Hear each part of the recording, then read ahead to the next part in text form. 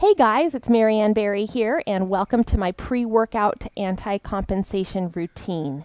One of the questions I get asked the most is what I recommend for a warm-up, coming from more of a posture or alignment perspective. So that's what I'm going to be taking you through today, is 4 movements for improving posture before a workout. Exercise number 1 is called standing elbow curls. The purpose of this exercise is to address both the position and the function of the shoulder joint and the scapula. So what this means is that typically coming into a workout, most of us are going to have shoulders that are rounded too far forward, or maybe one shoulder higher than the other, or maybe even our entire torso is in a fixated, rotated position. This could come from anything from computer work to repetitive movement that's causing these asymmetries. So the standing elbow curls is going to begin to address the position of the function in the shoulders. So let's get into the correct setup. First, I'm going to take you through the hand position, then I'm going to take you through the foot position, and then I'm going to show you what the exercise itself looks like. So the hand position, we call it a golfer's grip. What you're going to want to do is open up your palms and you're going to bend at the second knuckle. So this is the first knuckle here, this is the second knuckle here. We want to bend at that second knuckle, and we're going to press our fingers into the pads of our palms. So it's going to look like this with the thumb extended. What we don't want is this knuckle here to jut out like that. You're going to extend that knuckle, which is going to cause the palm to be open. So a way that we can tell that we're in the correct position is we should be able to bring the pads of our palms to touch in the center, so when we try to look through our hands, we don't see any space. Again, this is what we call the golfer's grip. This is important because this is going to immobilize the hand and the wrist joint for what we're about to do. If we don't maintain this golfer's grip, if we let that knuckle begin to bend here, or if we let that thumb lose its extended position, what's going to happen is our shoulder joint is going to get to cheat, and we don't want that. So that's the correct hand position. Now let's talk about the correct foot position.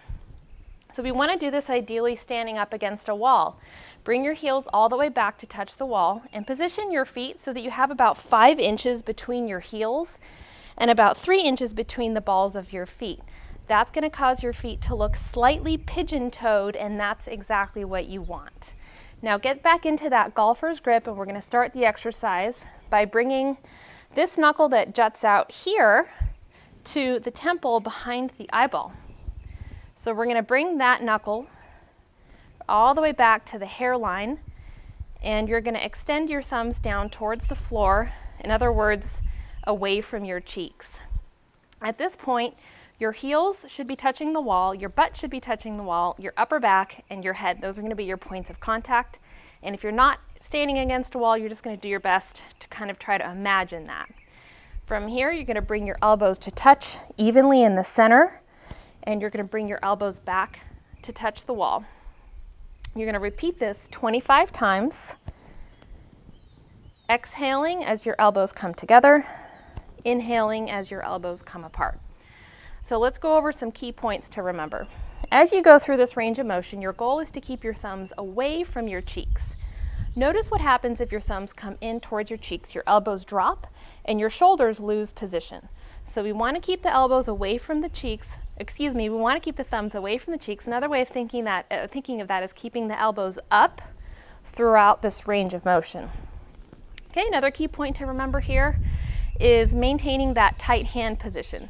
So when you start to lose that, when this knuckle begins to bend, we start going like this, then again that shoulder gets to cheat, so we're going to keep the palms open. Another key point to remember here is to keep that stomach relaxed. And finally, we want to make sure that we're keeping our toes relaxed. So notice as you do this, especially if you're standing up against a wall, that your toes are wanting to actually tense up. And what that is your body has a tendency to actually fall forward or to lean forward, and your toes are gripping the floor to prevent that forward lean. So try to relax your toes, and that's going to cue your body to essentially become more vertical with the wall, and that's going to help with what we're trying to do here, which is get those shoulders to be back and more open. So step away from the wall, just let your arms relax here at your sides. Notice what you're feeling. You probably feel more open through your upper body. Your arms most likely feel like they're more by your sides versus being more here like this. You probably feel taller, and you should just feel like you have a more open airway here. So That's exercise number 1, standing elbow curls, and you want to do 25 reps. Okay. This next exercise is called upper spinal floor twist, and the purpose of this is to remove or reduce rotation in the torso. So you're going to want to start off by laying down on your side with your knees and hips at 90 degrees. So if you're laying on a mat like I am, which I suggest you try this, your knee is essentially going to be coming directly out from your hip, and your lower leg is going to be lined up in a straight line with that mat. So notice my lower leg is in line with the mat. It's not here and it's not out there like that. So we've got that lower leg in line with the mat. You're going to want your feet together, knees together, so your kneecaps are in the same plane, and you do want your feet flexed. So you're going to want to pull your toes up towards your body. So to start off here, you're going to bring your arms out in line with your chest, with your head resting on the floor, and you're going to open up your top arm, come about halfway and pause. Take your bottom hand and grab onto your top knee. Now begin or complete opening up the upper spinal floor twist without letting the knees come apart. That's going to be the key there. So I'm going to show you the biggest mistake that you want to avoid is letting those knees come apart. Instead, what we want to do is hold the knee joints together and allow that top arm to open up. You're going to want to allow your head to actually turn and look in the direction of your arm. You're going to open up and breathe down into your lower back in that area right between the rib cage and the pelvis. You're going to actively breathe and hold this for 1 minute. When the minute is done, it's really important that you come out of it the same way you come into it, by taking the top arm and rotating all the way back. I refer to it like you're closing up a book. And even pause and just take a moment to let your rib cage and spine adjust to the changes. When you're done, you're going to want to turn around and you're going to do the same thing on the opposite side. Our third exercise is called Crocodile. I like to think of this as, imagine a hand towel, and imagine taking that hand towel and actually twisting it and wringing it out. That's actually essentially what we're doing here with our entire body. To start off, you're going to want to straighten your legs, and you're going to want about 5 inches between your heels. You're going to tighten your thighs, flex your feet, and you're going to take your left foot and you're going to place your Achilles heel right between your big toe and your second toe. So it might be a little bit easier to visualize that if you're barefoot. You're going to take your arms and place them straight out at shoulder height with your palms down. And from here, you're going to want to squeeze your butt, tighten your thighs, and lift your left hip. And you're going to go ahead and turn your head in the opposite direction. And proactively relax your shoulders while you're here. So what we're going for here with the Crocodile is this hip, we want to try to bring it all the way up to be essentially stacked on top of the bottom hip, which is very difficult to do, but you're going to want to work towards it. For the 1 minute, you want to actively breathe, relax your shoulders, continue to contract your quads, and squeeze your glutes. So after the minute, you're going to come down, you're going to switch sides. Take a moment to make sure that you've placed your heels 5 inches apart, and you're going to go ahead and place your opposite Achilles tendon right between the big toe and the second toe. To start, you're going to squeeze your butt, tighten your thighs, and you're going to lift your opposite hip. Try to bring that hip up as far as you can bring it. Make sure that you're keeping your feet flexed, your thighs tight, and your glutes contracted. You're going to relax your shoulders and turn your head in the opposite position, in the opposite direction, and hold that for 1 minute.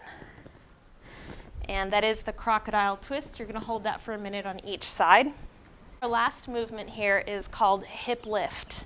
And the purpose of the hip lift is essentially to activate key muscles of your hips so that your pelvis is in a good position for your workout. So to start off, you're going to want your arms on the floor with your palms up, shoulders relaxed, and knee joints at about 45 degrees here. You're going to cross your leg so that your ankle bone that juts out right there comes just above that opposite knee. You're going to take that leg that's down on the floor, so in this case being the left leg, and you're going to use the strength of that left hip to actually pull that leg into 90 degrees. And you're going to actively pull that left leg in with that foot flexed. At the same time, we're going to have that right foot relaxed, and we're going to use that right hip to actively press out with the right. So you're going to want to hold this for 1 minute For the duration of the minute, you're actively pulling in with the left, pushing out with the right. Now I want you to resist the temptation to use your hands. Arms, you're going to want to keep those on the floor. And again, you're actively pulling in with the left, pushing out with the right. After 1 minute, you're going to want to relax and reset your feet and hips. You're going to switch sides, place that ankle bone just above that right knee, and you're going to pull that leg into 90 degrees. Relax your shoulders, relax through the mid-back. You're going to actively pull in with the right, push out with the left. In this case, we have that right foot flexed. We've got that left foot relaxed. And you may notice a difference from one hip to the other. So most of us are off balance. We have one hip that's more, I guess, dominant or stronger than the other.